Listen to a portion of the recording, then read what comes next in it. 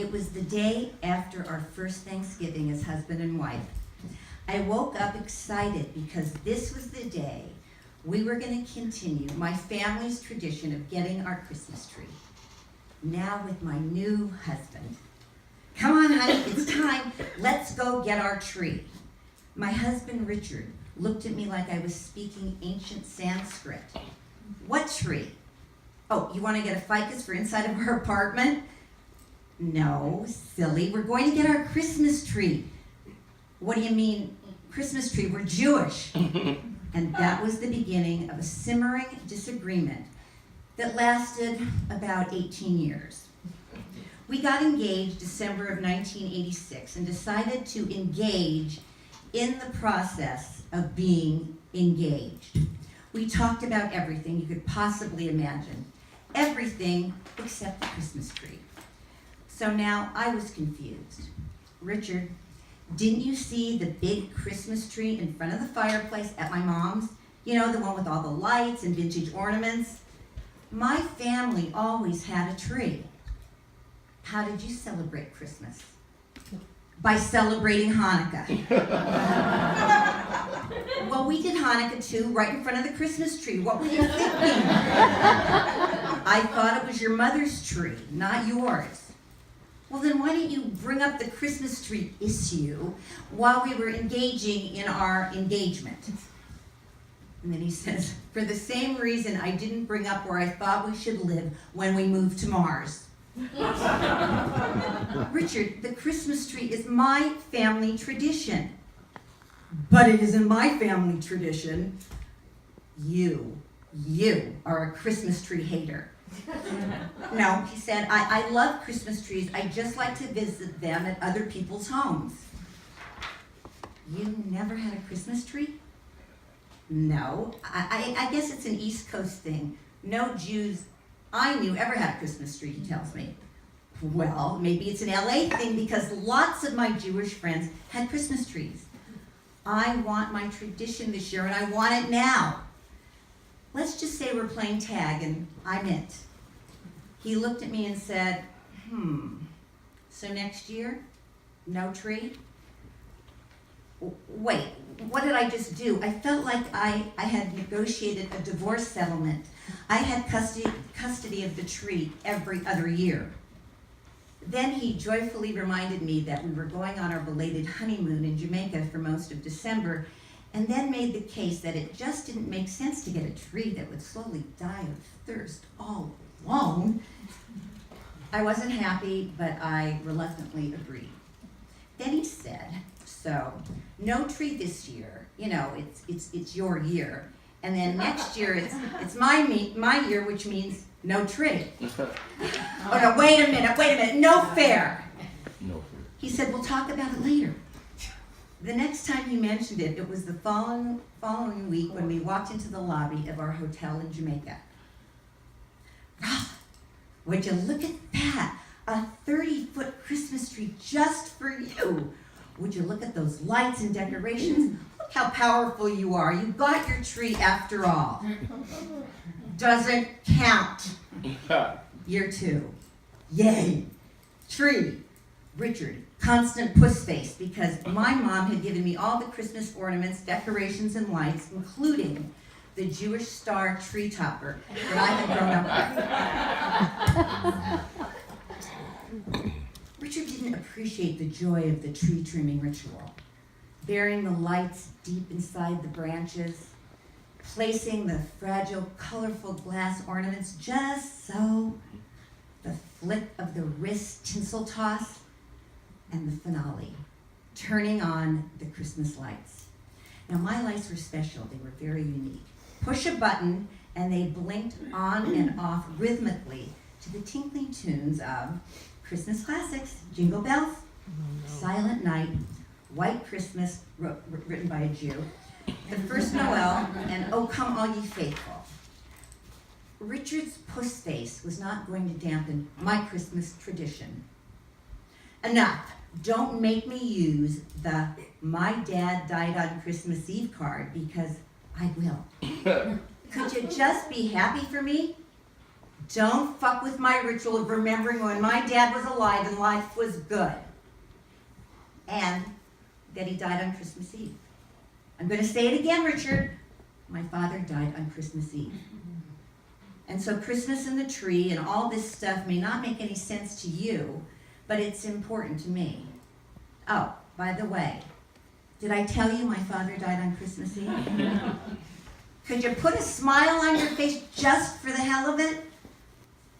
In the spring, after that third Christmas where Richard got to not have my tree, I found out I was preggers.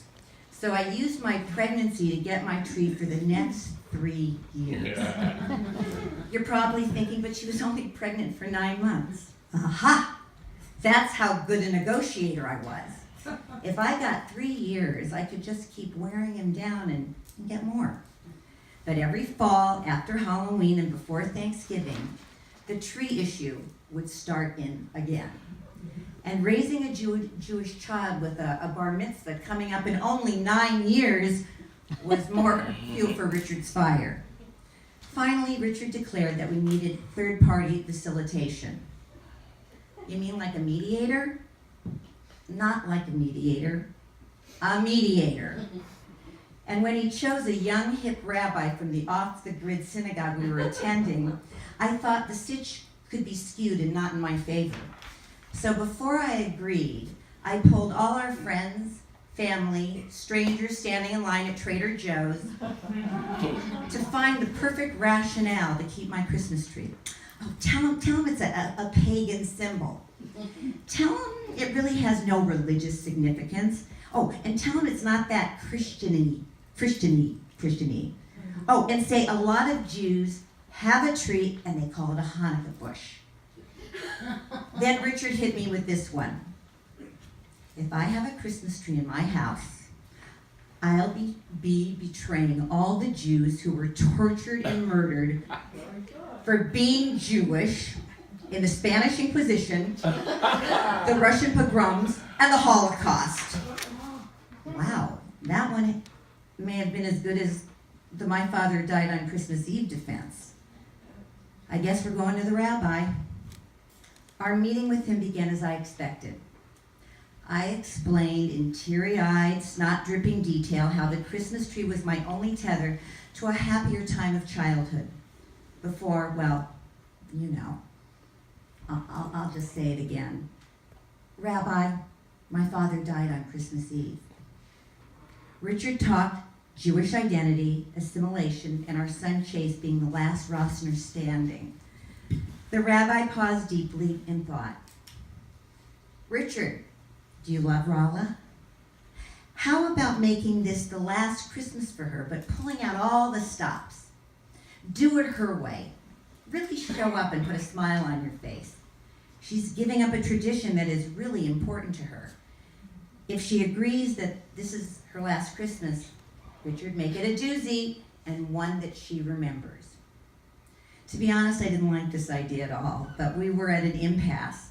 I could see it was really starting to affect our marriage. The rabbi talked. Richard nodded.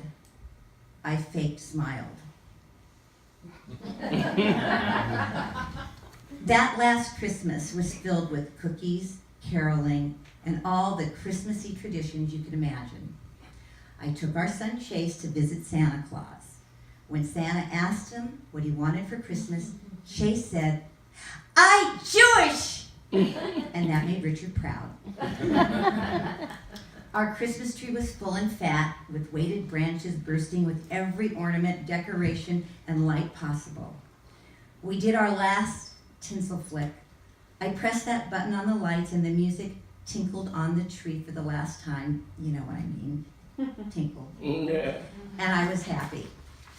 Next came 18 years of joyous, glitzy, over-the-top, everybody is welcome to our house Hanukkah parties. Then 5 years ago, I woke up the morning after our Thanksgiving vegetarian tofurkey feast and said, Richard, I want my tree back. And he said, okay. And then he drove me to every Christmas tree lot in town until I found my perfect tree. the one that would hold all my saved ornaments and lights, the one that smelled of moist, fresh pine, and the one that made me smile. Richard makes it easy to fall in love with him again and again each year, as we schlep from tree lot to tree lot, finding just the right tree. And he untangles the lights that we promise we'll organize, but never do. And he presses the button that lights the lights that plays the music.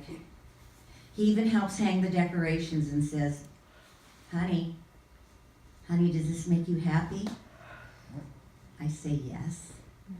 And he says, well, it's driving me fucking crazy. I'm going out of my mind. We're Jewish. And then I say, thank you, honey. I love you. And he says, you're welcome, honey. I love you too. Sometimes traditions are born inside of rituals that become other traditions.